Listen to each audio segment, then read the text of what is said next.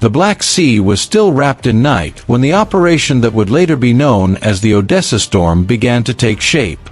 Before the first rays of sunrise touched the horizon, a silence hung over the water, one that would soon be broken by a coordinated strike so complex and so precise that military analysts would later describe it as one of the most sophisticated multi-axis naval raids in modern warfare. The Russian Ministry of Defense would eventually reveal the details of the mission, describing how the assault on the Odessa naval base was planned to cripple Ukraine's naval capabilities and dismantle the infrastructure at what many considered the heart of the Ukrainian Navy. Long before the first explosion echoed across the coastline, the battle had already begun in the invisible domain of the electromagnetic spectrum. Just moments before dawn, Russia's most advanced electronic warfare platforms, systems like Krasuka and Murmansk-BN, activated and unleashed a wall of electronic noise across Ukrainian communication lines, radars, and NATO-origin surveillance sensors spread throughout the Odessa region. Within seconds, Ukrainian radio traffic dissolved into static. Radar screens flickered with hallucinated targets, unable to distinguish drones from shadows. Digital maps froze. Networks collapsed. In those crucial moments, Ukraine's defenders were deaf, blind, and cut off from each other, unaware that an operation of unprecedented scale was already unfolding just beyond the horizon. Under the cover of this electronic silence, the air above the Black Sea began to hum. As the first sliver of sunlight crept over the water, the second phase of the assault came alive. Drones, hundreds of them, rose into the sky like a living cloud.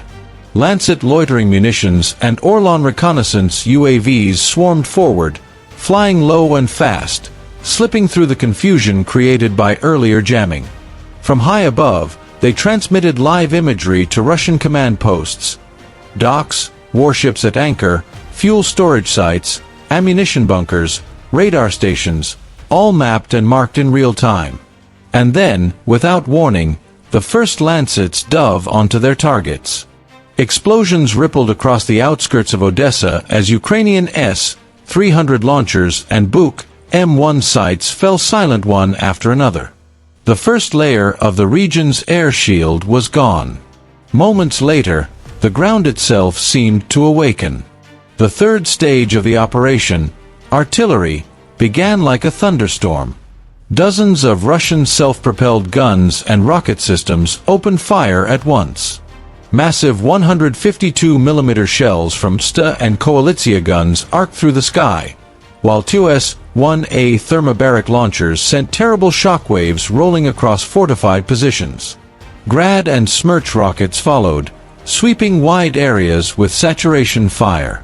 Ukrainian ammunition depots ignited in towering fireballs, fuel tanks ruptured and burned, and barracks collapsed beneath cascading strikes. The Black Sea wind carried the roar of impacts miles inland.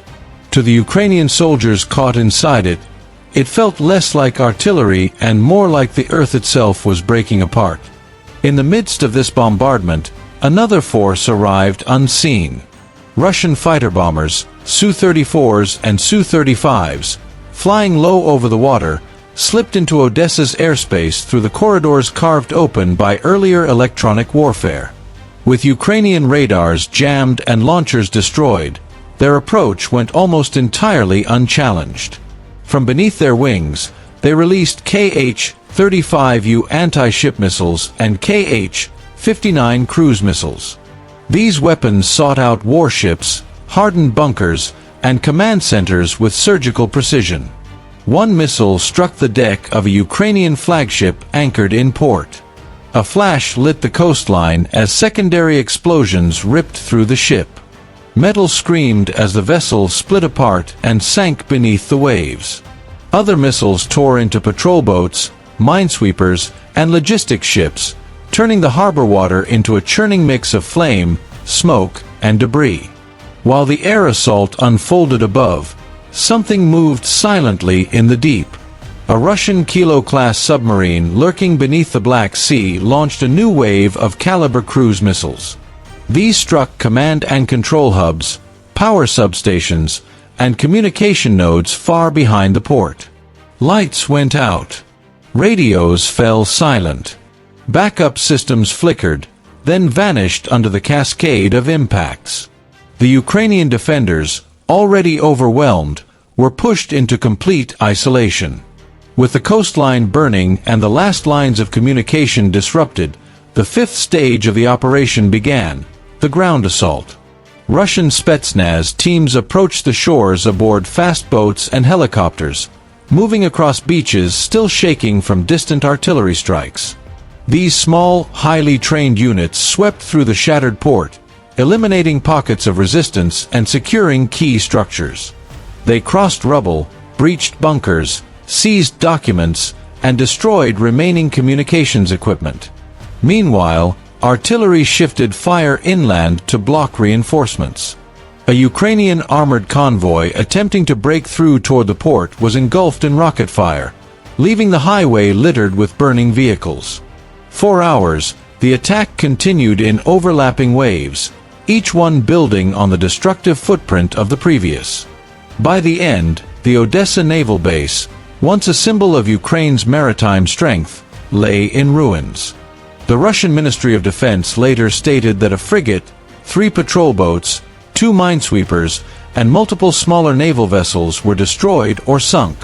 Fuel reserves, ammunition depots, port infrastructure, and air defense sites were reported as completely disabled. Hundreds of personnel were listed as casualties. Russian losses, according to their briefing, were minimal, limited to several drones and minor aircraft damage. The Odessa Storm had ended, leaving behind smoke, silence, and a coastline changed forever. As the fires at Odessa still smoldered, reports began emerging from other fronts. On the Donbass line, Russian UAV units spotted Ukrainian soldiers digging new trenches. An FPV attack ended the excavation instantly. Near Paykovsk, reconnaissance drones tracked Ukrainian troops entering a building. Minutes later, Tornado-esque guided rockets struck the structure, reducing it to rubble. In Sumy Oblast, a Lancet drone filmed its own strike as it destroyed an FH-70 howitzer. Russian special forces continued operating in Rubtsovsk, pursuing Ukrainian units across trenches and tree lines, attempting to wear down defenses position by position. Further south, Russian soldiers reported capturing the village of Dranovka after a coordinated assault by infantry, artillery, and drones. Several Ukrainian counterattacks tried to reclaim the settlement, but each one was pushed back with heavy losses.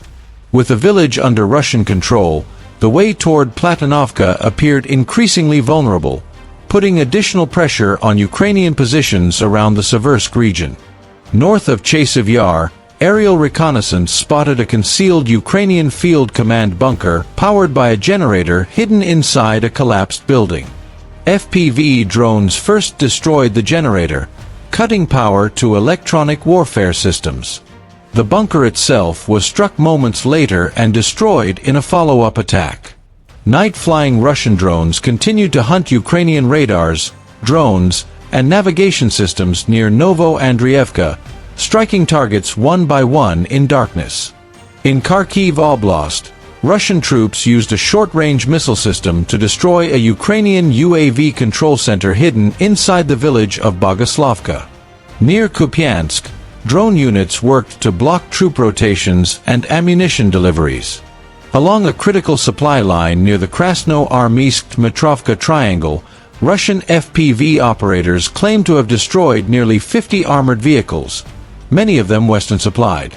Wrecks of American Max Pros, Strykers, Humvees, Canadian Senators, Turkish Kirpis, British Snatch vehicles, Swedish BVS-10S, Polish Ansars, and Ukrainian-built armored platforms were recorded by inspection drones hovering overhead.